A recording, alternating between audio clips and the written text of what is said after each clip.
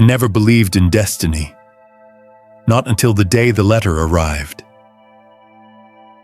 I was sitting on my grandmother's porch, helping her clean out old boxes she hadn't touched in decades.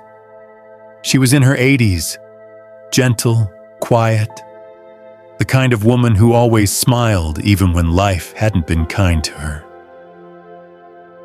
We were going through a box of old books when she froze.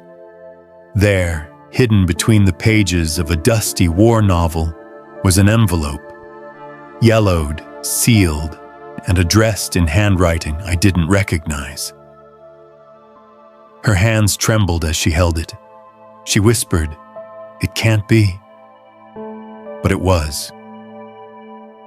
It was a letter dated 1963, the year she lost the man she once loved. For a moment she hesitated, then opened it. And just like that, the past came back to life. His name was Thomas, a young soldier she had met at a dance when she was 19.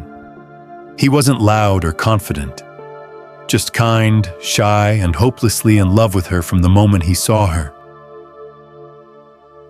They spent one summer together, one perfect golden summer.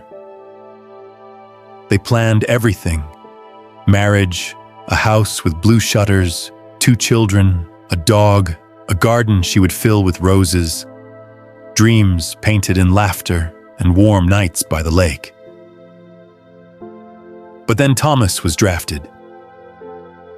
He promised he would write. He promised he would come home. He promised their story wasn't over.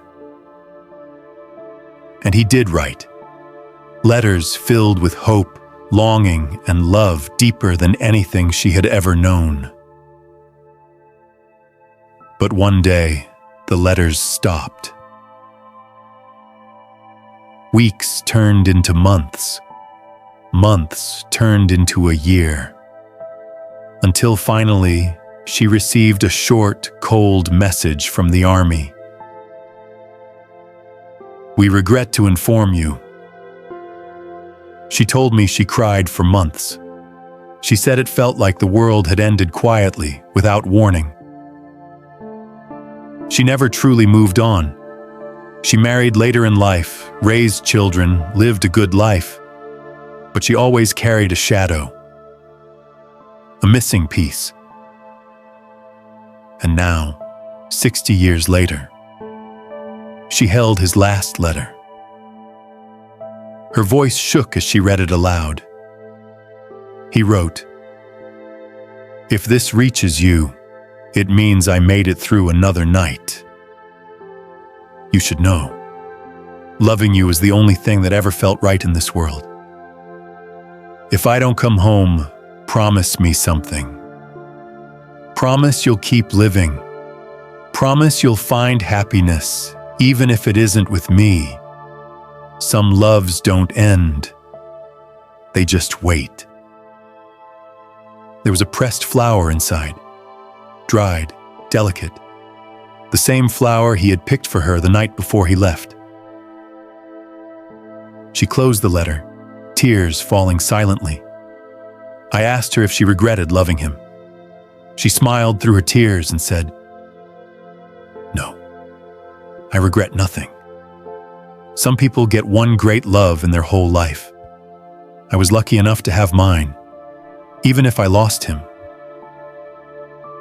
She told me she felt at peace, like he had finally come home, not in body, but in the only way he could. That night, after she went to sleep, I placed the letter back in its envelope. I held it gently, thinking about love that survives time, war, even death. And I realized something. Some stories aren't about endings. They're about what remains. The memories, the promises, and the kind of love that refuses to fade.